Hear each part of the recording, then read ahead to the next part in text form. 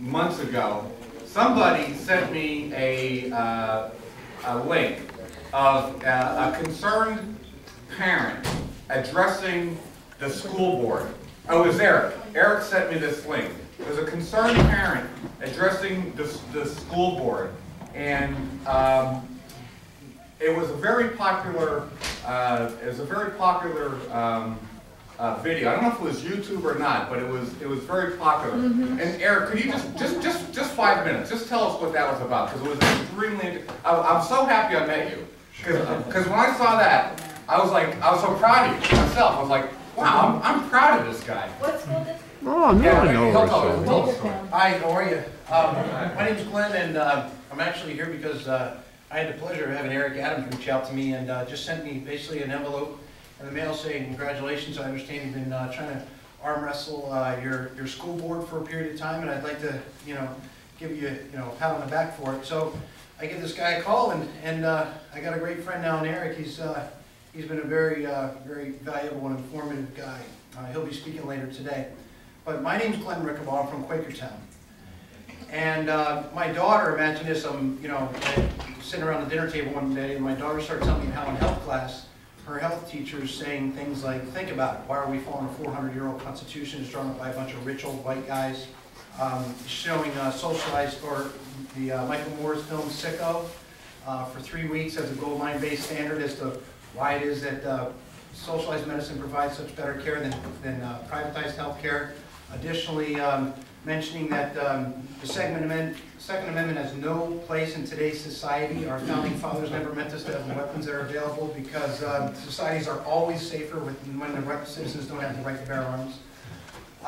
Additionally, this year I understand he's gone to the point where he's putting up, or not this school year, last year when this all finally came to a head.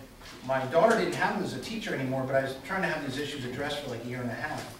And he went so far as to put up Judeo-Christian scripture on the wall and mock and discredit and say, now I ask you, why would any society follow this book, meaning the Bible, as a society at all?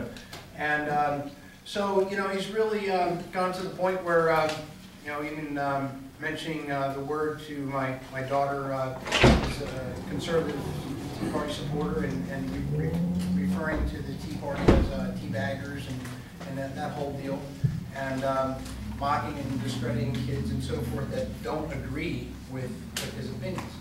So I tried to have this addressed multiple times. Tried to have facts brought in, share with the kids about the Constitution isn't actually 400 years old, it's closer to 200 years old, and this is the reason why it's drawn up. And I didn't want to hear about facts, I didn't want to hear about any of these things. The teacher told me I had to talk to the principal. The principal tells me I have to talk to the school board. I talk to the school board. The school board tells me sit down, we can't talk about it. So I did this for a year and a half.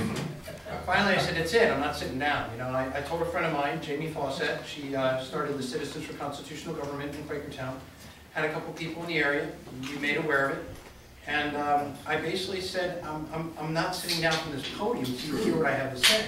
And people in the audience were kind enough to say, give this man, don't give him 3 minutes, give him our time. We want to hear what he has to say. And with that, the school board literally got up and left the room. They ran out. I'm like, how's this happen? What's going on here? And so it's kind of like my 5 minutes in the limelight, but it all just kind of came about. I was sick and tired of the level of indoctrination and everything that was going on. It was just so discouraging that this man wasn't even willing to have facts shown in his classroom. He'd rather just have propaganda and talking points pushed to kids and indoctrinate. And since then, I've had people from the community reach out and share some ridiculous things, but I think that's about it. Well, thanks a lot, Stan.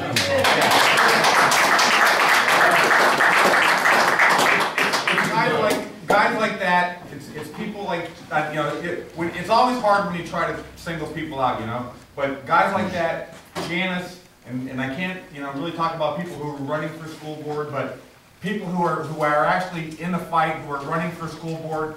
Where's John at? From Lancaster County. He's actually a sitting school board. Here he is. Here he is. Hi, John. John's actually a sitting school board member. Ed's a sitting school board member. Simon, who I hope shows up, is a sitting school board member. So, I mean, they're like, if you're like, who do you want to emulate? Who do you want to be like, right? I mean, that's always like a big thing. Like, who's your role models? to me, they're the role models. It's the guys like Glenn who stands up, like Janice. No.